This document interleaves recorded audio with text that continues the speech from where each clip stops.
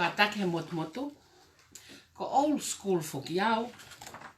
Ka to hawe tamsi ke connect. I hope is stay put ya he o connect he wifi ko facility. So I wish stay ye ka tau no ke tong tupe sai. Ko tong tupe ko foi por kala me aku. Na aku fa hoku hoa. E maua pe. Kai ke toi kawa hata ha mea feitu. Ke ukai haa mai meai. Kai whao pe maua. So na o mai le vaia. O momoi mai. Ke American Tonga Global Diaspora. Ke whai aki ai nau ngā ue. Ko uhinga ke tokoni. Ki he masiva ki Tonga. He kou iloi o koe ka pani ngā ue preangoni. Pa neonga te tok talanoa ke sa pate whakalufua. Ka te talanoa i taimini o whekau aki mo fwoi polo kalama tong tupe ke lava ke mahinoi e taha katoa. Ko e wikendi, wa e tong tupe ke toko lahi ko toko valuafe. Fwoi tupe valuafe o os whakatau atu e tong tupe.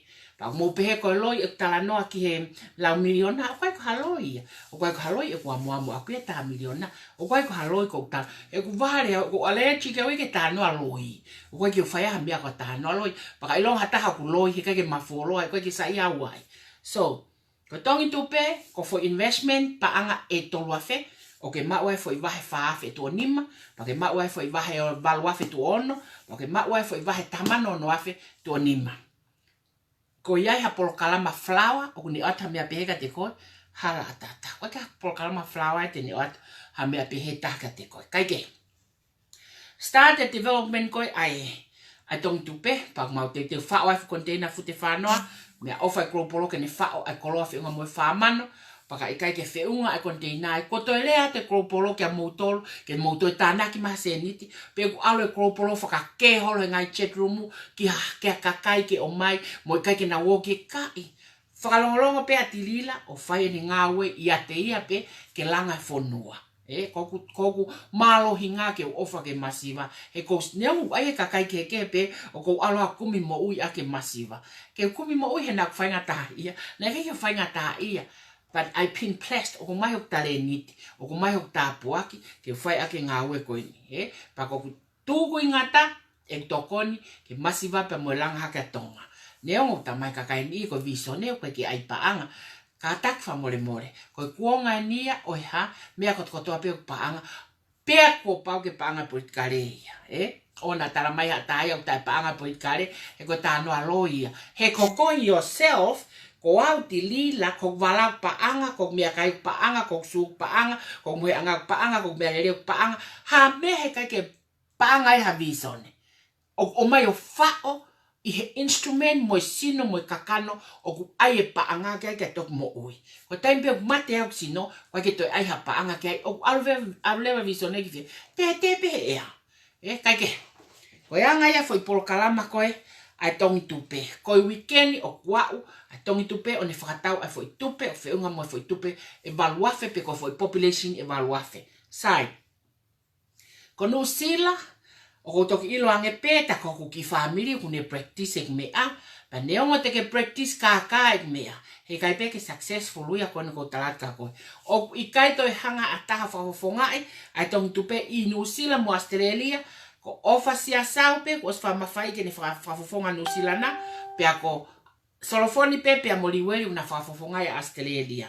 Sai, ko mo tolu koe New Zealand na o mai o mo mea ki he ni, e whakafoki atu ia, pakapau ne mo entitled ka foi vahe, e whakafoki atu mo vahe, pe a mo toki ore vai, ki a ofa sia sau, pe te mo toki ore vai, ki a riweri pe a mo solofoni, pe a koe hago na tutuni, pe e whakahuki mo tolu ke tong tupe pe i kai, nau tolu pe tutuni whai aki pa ko ia pe, pa te whalala pe au, ke mea katkata kong na whakahako. Sai, ko New Zealand, o kuto kamata katoa pe a New Zealand he ahawahiwa. Ka pau na ke o mai ho paanga ka te au he kimu a pe koea, na ke o mai a lolotonga ngā ue mo i kakai, kai ke nau mahino ki ai, pa nau ofenga ke practice, he nau greedingi, he nau greedy, mga hi mea katoa ko ia, ka neongo ia, was whakafoke ata New Zealand na ki New Zealand, pa mawhenga ke awea tu taha ai silini katoa pe koni na o mai ki heni, ke lava ke muhoko atu pe a mu ofa, i New Zealand na mga hitutuoni, kuma os agree, ke whakahoko hena Australia, ko le sieri mo solofon sai. Ko nusila to kamata pe ahua hiva ai ko osi. Ko mo fua wike pe. Tatawa pepe na mo osi hu pe te ke hu. Ka koe fua le sisita ke kamata hatoko taha i nusilana. O to kamata pe me ahua hiva. Pe ko ofa sia sau pe. O ne hanga o whakapolokala mai mo schedule ia. Aki pe ene time te pili a ana. Ki ene fie maari ke lava flow lele a tong tu pe ko hena. Tatau to pe ka le sieri mo solofoni. Sai. Koe tongi tupe a Australia, o si hue toko ni manoa a Australia a walu, o si hue toko te au a Australia a tahanima, o si hue toko te au a Australia a huaua, toi hue ne toko te au he a hua hiva, toi hue ne toko te au ne a hua nima, he au nima. Ai au whiunga whakakatoa mo toko whāngeau ni manoa a Australia ha taimini mosio, ke vave koe punakaki ko a Australia, pa ko whakamalo atuai, ke na panga maria executive decision, ke na au mo foi polokala mau successful. Sai, o hoko mai le vaini a tongi tupe ke foi polokala mai taha, aia ko ne polokala langa whare e ia. Pa ko mea ia ko loto ke asete ahoni ke honga whakatalai, a langa whare. Ko langa whare, ko taha katkato, ulaki foi toko ni manoa, which is o ko osia o he taimini ki he toko tono to taha. Ai ko wa o he taimini ki he toko tolua. Ai ko uhinga toko tolua ko nau toluia. Ko os confirm mai feitu ko nau silini. Mo nau o mai nau silini. I he agreement ko na whakahoko whekau ak mo langa whare. Sai. Ko foi polokalama langa whare o peheni. Ko toko ni manoa ko ia ko pau ke nau whakatau e nau foi tupe hongofulu. Hongofulu ai toko taha katoa pe. Sai. Meaning, ko uraki weekend, ko weekend nima, te ke hao mo foi tupe hongo fulu ko e mana tui ko foi tupe, o ikulua ke paanga tolu afe foi tupe. Foi tupe hongo fulu ko tolu mano ia. Kai ke, ko whakatau whare fo kieni. Te ke hao pe, o hare toki tupe split, aia ko uraki weekend, te ke hao e moho ni maafe. Ko weekend nia, which is ko toko tau noa ko o mai, e nau ni mangi au pe, aku ofa mai toke maa pongpongi, o tāpun pe a pongpongi. Ko ne mapuni pe ka pongpongi o weekday ke tu uheni, i ni mai fiafi, ko ne ave anga ia ka nau tolu ko tarifaki. Sai. Ko silini katoa ko ia atong tupe, o ku katoa ia ke Bank of Stockton, ko Bank of Stockton, ko investment account ia, American, Tonga, Global Diaspora Patoa, o we Bank of Stockton ia. Sai, o ku katoa, a silini langa whare ki ai, o ka mata pe in katoa ko ia i whalai te. Ko wike ka hau, te moto e o mai le mo tola ni mafe, ai toko ta, ke whare ene. Sai, ko wike ko hono tolu, te ke hau le mo tola taha mano. Ko wike ko hono wha, te ke toi hau mo tola taha mano. Ko hau koe mo tola taha mano, ko he wike hono wha, e hangarewa e he tupe, o ate foi vahe, panga wha mano ka koe. Sai, ko wha mano ko ia, you can take back ho tolu mano, ai na ke invest koe ki he whare, ka te whakafoki mai taha mano, ko silini a tong tupe, o kene at maau, ko ho vahe ia i he wike wha. Whakafoki mai lewa silini a tong tupe taha mano, ki he. O wike ni ma te ke toi vahe ai wha mano. Mana tui pe te koe ki jump, te ke hau lewa whakafoki mai ai wa mano, ka ke almo i wa mano. Sai, wike hono no, te ke vahe wal mano, pa ke hau lewa whakafoki mai wa mano, ka ke alko moi ono. Wiki hono fitu, mea tatau. Wiki hono walu, mea tatau, walmano. Mantui, walmano tu ono, i he foi saikolo, whakalpofu ngo foi saikolo. Sai, ko hau koe me walmano koe, wiki hono walu, manatui, te teo ke punakaki, i he wiki hiva. Koe punako he wiki hiva, te ke, instead of you tukumai a tola wa mano, te ke tukumai lewa, instead of you e tukumai a tola wa mano, te ke tukumai e koe a tola mano, ka ke au lewa koe mo tola ni mamano. Sai, aia meaning, ko vahe whaafe, e foi tupe hongo fulu, te whai te riha koe ki ai. Aia ko foi vahe whaafe, ko ia foi saikolo ula ki pen, o tau tala noa ai ke whai ai vahe. Ko vahe whaafe, whaamano, whai te riha koe ki ai. Ko vahe walmano e tolu, whai te riha koe ki ai. Ko vahe taha mano noa whe. I he wike hiva, wike hongo fulu, wike taha. Ko wike hiva, koe aho tolu taha ia ko me, koe wike hongo fulu, koe aho fitu ia koe sune, koe aho taha wha ko sune, koe wike ia hono taha. Koe foi vahe katoa ko ia taha mano ono afe ko ia e hongo fulupe, koe taha kilu ono mano ko ia e tolu. O ikulu ia ke wha kilu walu mano, he ikai te ke ala koe ki ai. Koe silini katoa ia ai whakatau whare.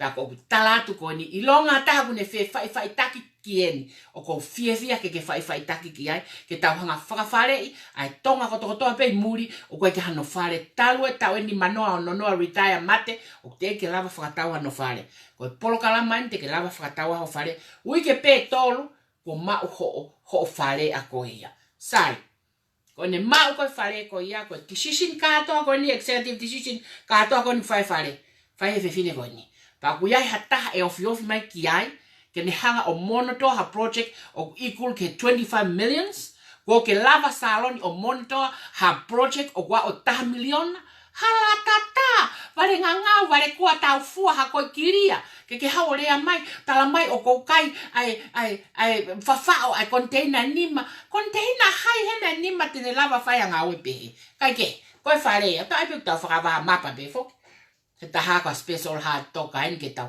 very conservative sai ko mau ko ia ho foi fa kil val mano there is a development o tonga lele tai mini low die which is Daniela o sai ka fa hoga tai leva ko tonga ko American Tonga Global Diaspora Padoa ko CEO pe ko executive ko CEO ko assistant executive ko deputy executive CEO ko Daniela hafoka o treasurer Manatu Vuki. Koe tokoni ke Manatu apitoni me LA. Pea koe secretary ko Feao, pea koe tokoni secretary ko Akanesi. Sai. Koe ngahi executive decision kon ke whare koe whai ea. He koau ai visiona, koau ko whai visione o tok tuku atu.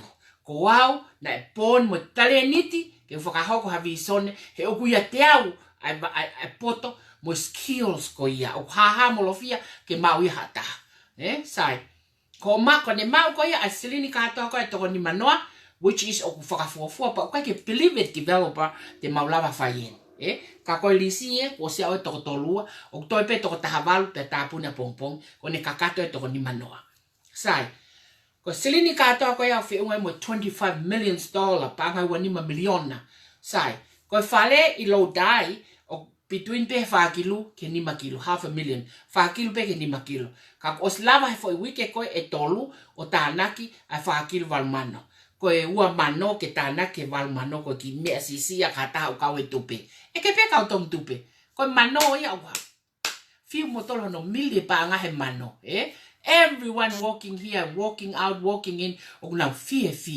na fear tom tupe sai ko ne mau leva ko ya te tau tok walk in leva ke bang tak taha draw ene kesia check hold on anima o ska ta walk in leva ke developer ko ta wa ke developer pa ko tok time of fine negotiation negotiation ma pena tau lava protect $2 million e ko hinga tau atu kesi pe tau silini kalanga tau fare oa o kuia ngai fare ko os langa ia pa os atai ke whakatau mo mea katoa koia ka pau hatau ne whakatau ana foi fare ko os mau ia whakafofa you can buy in June ko so nene ko tano ki ai mo si ulai you can buy your house pa ko nau tolu ko e o si ho umotolo o u fare o nau sa ia na toi foi fare koe ka ko ka foi fare pehe pa to fare langa sai ko langa ko ia e whakafofua ke mahina fa ke mahina nima aia ko whakafofua ko foi toko ni manoa ko e housing o ku fie ma o ke o nau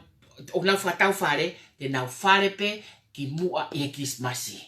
Ke mo sio angea, whare pe ki mua he Christmasi, ka oa baku ulu ea. Whare i kai hapila, he koe tonga o ware tā pila. Na e whao executive decision o whakatatau ke culture ko e tonga. E koe culture e tonga ua. Ko tonga koe ke ne lava ia whae peimeni. Ko tonga koe ke ne lava whae budget koe whaka panke. Koe ke lava e tonga. Ai koe na whakahoko koe e au koe i ngau e koe whakataha koe mo saloni. Ma umaie aluke kola pe wakakea. Ke reri ki mua. Ai koe kune tala e ia o kou kai. Saloni sia mai. Ai koe kune tala e ia o hanga kai. O kou hanga kai. O kou hanga kai ai. Ko ai ke hanga whakahat. O whai ki pōse o sen mga te au whoktara mai, na o whawhao e au container nima. I tu ako o ilo he taha katoa, o whonua e fu container taha, whonua ke hake pe tau ke ato, ufi, Mahalo o fe unga tanga, mahalo ko tui o kuafe ni mangiao. Ai foi container. Foi container ua, ai ko tanga ni mafe. To container ko no hoko na whakatau he patoa, whakatau i pēo salon. Ta manta hafe te ke lava ko whahamia pēta. Whakatau i pēo container ko, o vai ua container ko. Mana ta hafe wangea, he? Ko ki kakai ko na koe Australia, ai ane, ai sela, ai unaloto, ai to irea, ai risia, tana ki katoa na upanga, he kai ke na lava na to purchase a container ta.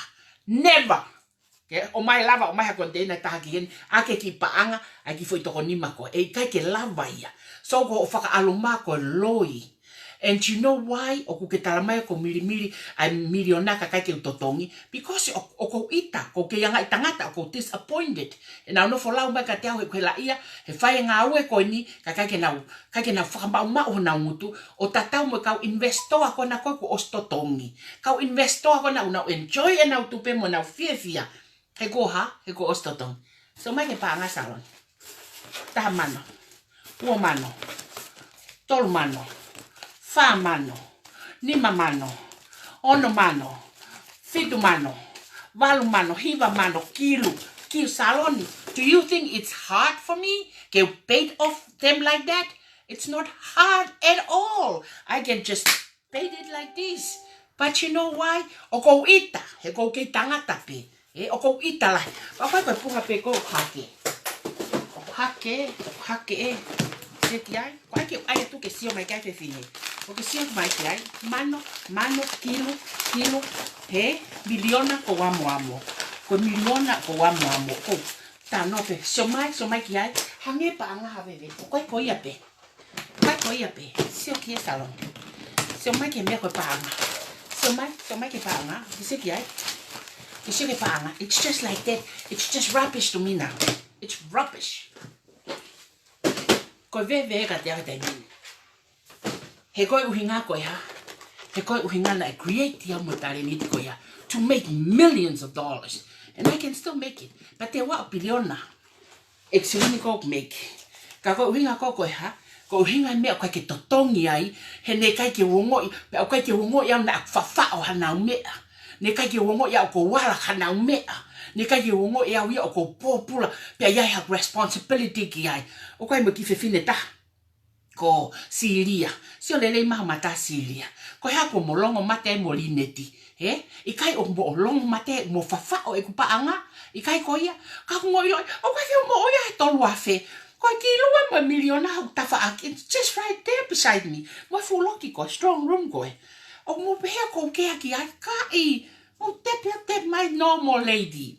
Koe ke o kea we ki ai. Koe ke o kea po koe ke o alau. Whakare o atua whakare ko kau ngā ue. Una nofu mei toa me ngā ue totong. O mo pehea ko kea ki ai. I kai. Ki whewhine kona ko Siria. Mo ki whewhine kona na whaka interview koe Sedita. Mo ki whewhine kona ko Lineti. Lineti. Hau ki whakalongolongo ai koe ke toi tari mai telefoni. Koe hao no uhinga. I kai ko mo whawhao. Mo whawhao silini. Ka au sahe koe ke mo ui he tolu afe. Pa koe ke mo ui he ono afe. Hange koe mea kona mo alo mo ui ai. Mo tala ko kai haa mea mo ua. Koe ke mo ui au ia ai. Ko whenga oa ke pato atunga pe. A miliona hau matapaa ke. Ava tufa ke kakai ke nau mo ui. Pa whakawhare e kakai pa. Aiho nau vala le rei. Sulu leta mea katatoke nau. Fia ke nau fia takai ai. Koe mea ko whenga o. Ke fia kakai he ngawe. When I put a smile in her face, that's the $1 million to me. When I put a smile in her face, that's the $1 million to me. $1 million e te au. Koe ke pungari mawhana. Ka tau whakatamai ki wāre. Ka koko aike mo sio mai ki ai. O mu pehe kwa mea. O mu pehe kwa mea lahi ki kore kona ke rea. No, I can throw in the hakilu ke rea right now if I like to. Ka koe uhinga koe ha. Ka koe uhinga na e whai si o kovi. Si o kovi meka te au. Si o kovi ko hau pe to e puluho lere. Pa koku lere koe te nau ngalo. O koe ke nau ngalo. He ke kikila mawhai toka. Mo ma mui he kakai vare. Kakai ta iloi ha tae. O ke mui e se ausi. Ke mui kakai whakapiko. Kakai ke te elo. O ke mui ai. Ko si o homo tau to e holo. Tau to e holo. Ko fe family ko nai alu. Fe family. Mo tu haka tana ke hamano mo hakilu ke ave ke lea. Ha me ulonga mo me ta utupa mo tu haka.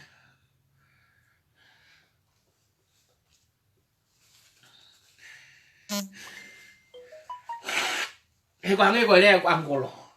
Tilila. Nga ue. Nga ue malu. He ko whaka kai o ko ngā ue po pula pe he whelahi. Ngā ue po pula pe he tau tamate. Ue ka ta whaka kai e ngā ue po pula sirini. He ko kakai ngā ue. Kakai iloi. Na ngā ue.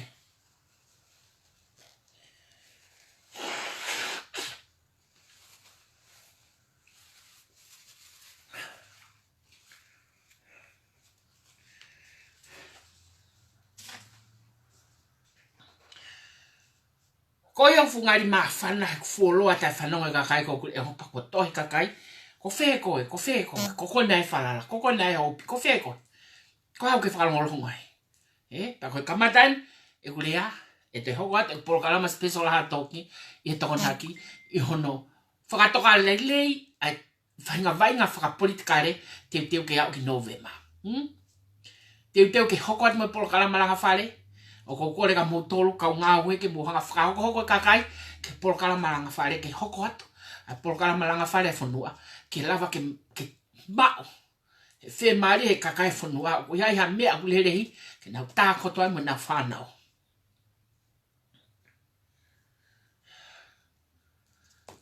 ko senta ko ni e hoko ko senta fo fonua a senta ko ni ko nga malo ya taimi ko hanga he tangata ko ni o whakatau e facility ko ni palava he American Tonga Cropol whakatau e sin ko whakatau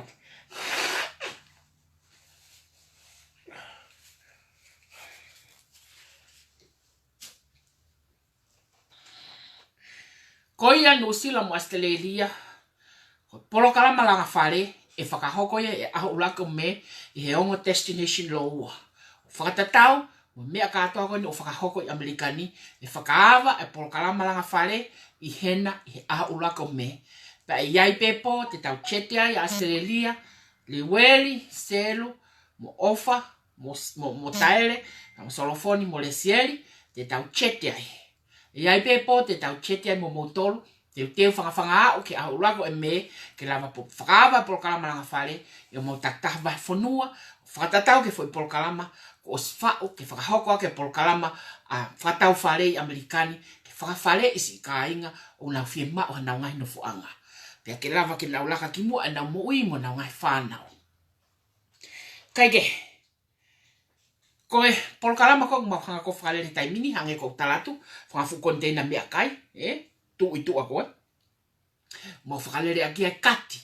Koe kati i he pōtu a pule lulu katoa, o sisi taha ka maua ni mafia o ni mafia no afike olunga ni mafia no afike olunga pe au mau fia ke lava ke o te mau torere holo ke mau faka ofa drive he fu destiny he fu destiny alu e fononga drive ai he o ke ofa ta me kai right now o we ke mau toi alu mau no fo pehen o fai polo kalama ko ni i he potu a pule lulu koto a pe ko uhinga ke lava whakatawa to mo mea kai ka pang mo fe ai mea kai pa lava ke whakatawa to a kwai mo i kai o lava kati mo i ka whangafufo i walu o kui loto he o kwai mo i kawa koe poni e take turn pe e foi turn e taha ke kawa e foi turn e taha ke mea kai tena take turn pa koe kati he poni e fai pe fitu kone tape fitu ko kamata e kati ko uhinga ke lava ke ha taimi pakatau e toki over he hiva ke hongo fulu ka ko pau ke fai kati e fitu e poni pa pai ka ga time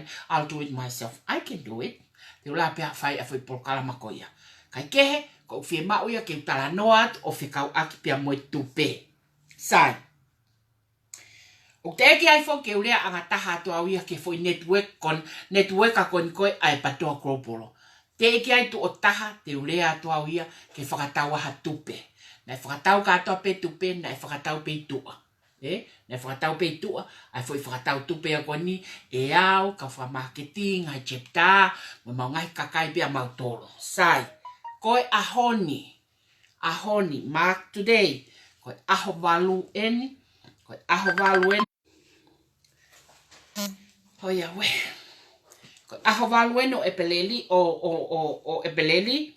Pa koe aho walu koe ni e lava lewa ke utuku atu eni ki platform koe Facebook a ia tau tolu pe patoa gropolo o ataka te mo tolu ke mo hanga whakatau ha mo foi tupe e taha pe he kai toi ua. He kai ua ho mo foi tupe. E taha pe pa koe foi ni mangea uia o ko tuku atu he ahoni ke te mo tolu ke mo hanga whakatau taha foi mea pe taha. Ko koe peo ke me mipa he patoa gropolo te ke whakatau a foi tupe pe taha. So foi entrance qualification pe koe become a member I he patoa gropolo. So ka pau koe ke patoa gropolo koe ka ke tohi mai pe ka te au he messenger he kai te ke qualify koe ke whakatau e foi taha goni. Koe foi ni mangeau goni o kou tuku at koe he ahoni koe foi ni mangeau pe ia ai patoa me mipa patoa gropolo ko toa pe ko ilo au tau toko tahamano tolu afe taimini. Koe ki foi ni mangeau koe ni koe ki foi mea si ia kako tuku atu ke la pe ke sio ki ai paka pau e toki si I te toki ofa tato e foi ni mangeau ke. Ka koe foi taha pe. Foi taha pe pa koe qualification ni o fie mau ki ai koe foi qualification ni pe ko become a member I patoa gropolo. Pe ka pau e fie mau o toi lahi angi ai. I can still offer the maximum koe maximum e a o ki ai foi tupe katoa koe ai foi kulupupe e koe kulupu o toko taha mano tolu afe. Ka koe maximum pe e lava tuku atu koe ni mafe. Foi ni mafe pe vai ua pe. Neongo koe vai ua maari e ia. Koe vai ua maari e koe fitu afe tupu. Ka te tau ngata pe ni mafe. Ni mafe ai taha katoa pe o fie kau o ne whakatau ha foi tupe pa koe foi tupe fo o katoa pe nia mai patoa gropolo o koe ke kau ia I he mea kou lotonga lere he taimini koe kuhanga ia whakahou ngai a ki mo tolu kotoa pe ne mo kau mai I he pātoloa ke patoa gropolo talu mei tuare. Ko ia koe aluen ke tau e tolu, tau wha, ai lere patoa gropolo pa kou fia ke o atu ia ke mo kau ki ai. So, koe foi ni mafe e a o ki ai maximum.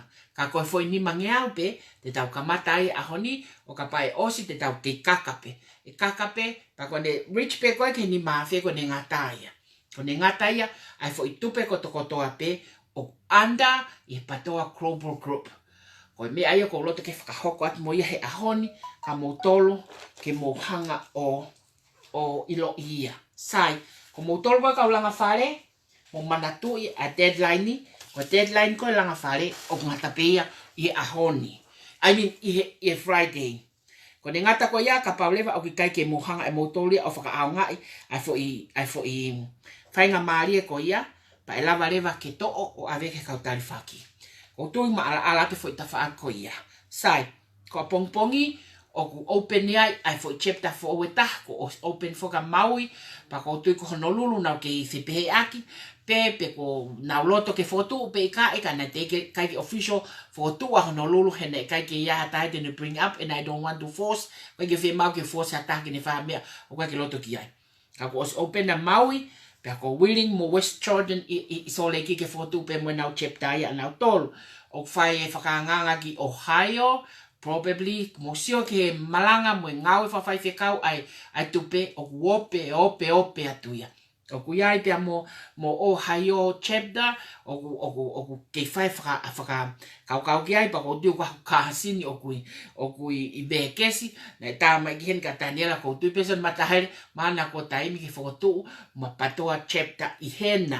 Kai lava ke whai ngofua tā noa ke tupe. He ko talmaison matahere e vare no family e whi mau koe tupe. Sai, ko e foi fika lewa koe o ko loto ke utala noa ki ai ke tupe I ahoni o ku iai ai io manatui koe vahe koe a tupe koe vahe koe ai promotioni o whai e whalaite. Koe vahe koe a regular tupe o whai e hui kahau. Pa kai hala promotioni, ko promotioni e vahe hui ke ko kai hala regular, aia te na take turn. He koe taimpia kuna hau loa e fulahi pa fulahi ngawe, koe ke malava ma mohe kau ngawe mau ke tosi, I hono ngawe I mo teu e ngahi vahe mo mea katoa ko ia.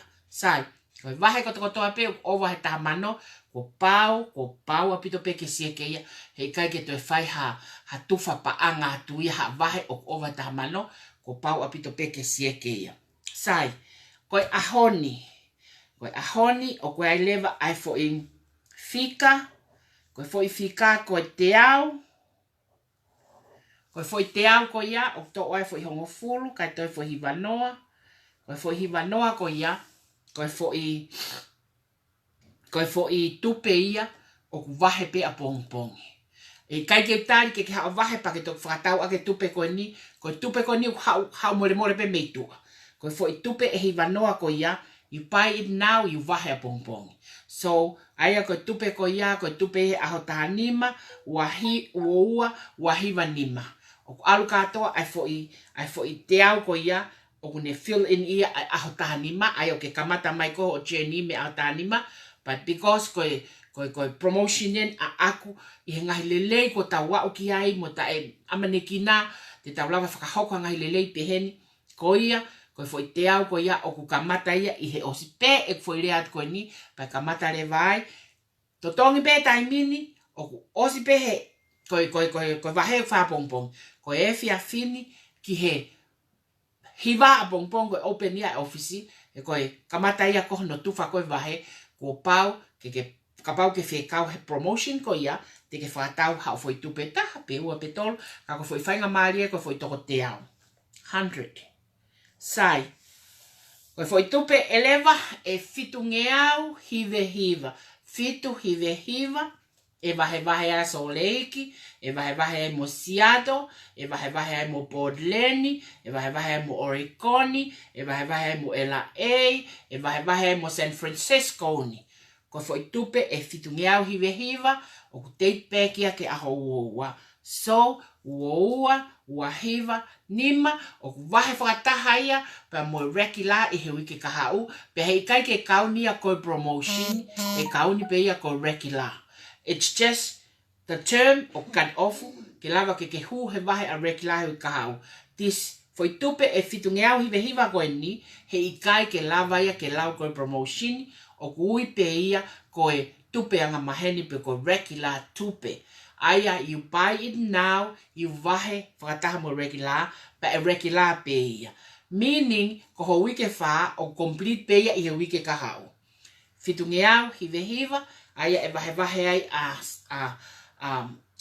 ai a Soleiki, Provo, Jordaniana, unau te hufi, Seattle, Portland, ko Oregon, ko LA, ko San Francisco, foi malo. Sio, I think he kai ke tau ia o tau taki te au. It's way too small. But anyway, ko foi number pe ia, ko ne tonu ia a number ko ia up to take mai, ke ne tapuni ai foi ai tupe, ko ne tapuni leva ko ia he kai ke toi fai mai ha new recruit. No more new recruit. Kai tai tuku kehe ai foi ni mafe kon koe, kau kamata ni mangeau, ai tupe koe kulupu. Aia koe tupe koe kulupu ok started dia he ahoni, pak fie mao foi toho ni mangeau ki ai, ok started ai tupe koe kulupu e ahoni, foi tahape. Ko mea ofa bena aku ke patoa global group, ko hinga fulahi e nau ngawe, pe mo nau hela ia he tano fo point kale mo se nau fie o loi loto, mo mea katoa koe hange ku nau whakaunga atu e, kore mai me he, kore at ke chepta koe, kore at ke chepta koe, tai mini, he kai te moto e kore moto ka hataha, you just have your money in your hand, tell me, ko au ko kuhingoa he kulupu tilila ko mea, ko au ko kuhingoa ko mea. All I can check now, pe ko mooni o hingoa ko mhai koe, o ke participate he ngau e kulupu, ye fo kulupu, he internet group, a patoa grupolo, pa ke qualify lewa koe ke hu, ye fo ground ko ia. Koe fo te au, o fie mao ke whakatau ke osi, ke vahe pia pongpongi, pa koe fo fitonge au hiva, o whakatau, kai vahe whakatau mo reki la, pa e reki la pe, wi ka o e kai ke kau e promotion.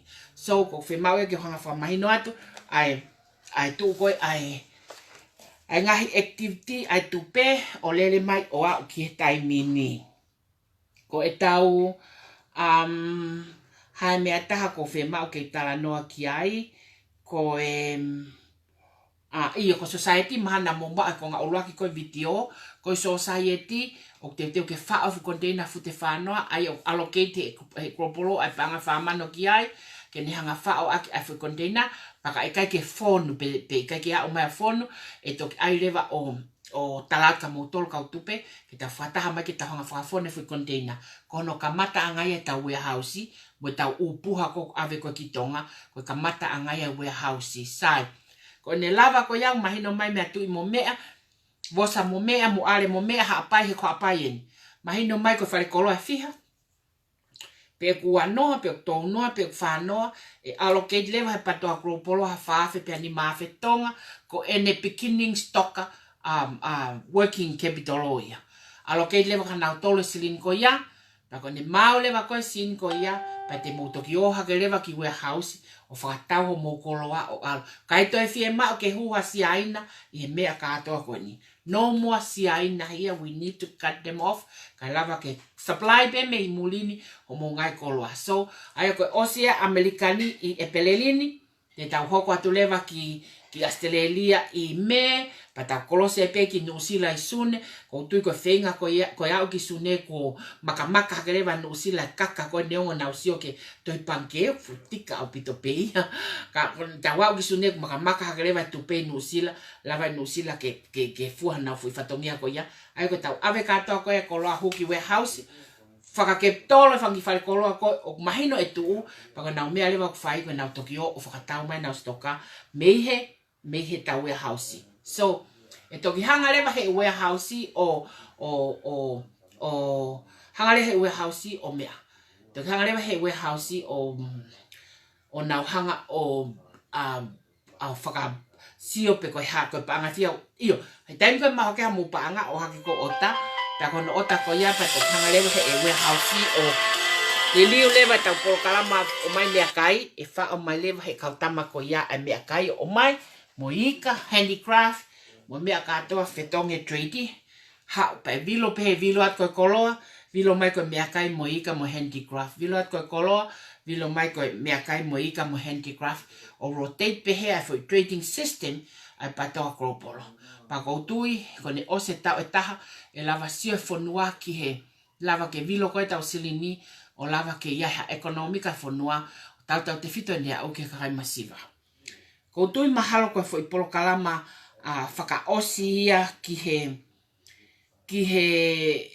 me whiawhini, i he whekau aki pia moe tupe, pa koutui mahino ke taha katoa, koe fo i promotion i, fo i te au, o wahe pia pongpongi, koe promotion aho ua, ke aho wahe whakataha mo regular, pia moe tupe ai whare, pia moe ongo wahe e wahe promotion i ahoni, pa wahe regular hui kahau o na wheto aki pehepe. Koutui o ku mahino, ai mea o ku talanoa ki ai, whikau aki mo tong tupe, pa toki aha mea ko tokaan ki ai, te toki whakahoko atu, pa koe tau polokalama special hard talk, e whoki o ka mata he au sāpate, pia hoko atu ai pehe ko wawe, lele ko a November. Ofat ka motola no katoa, and have a great day everyone. Bye.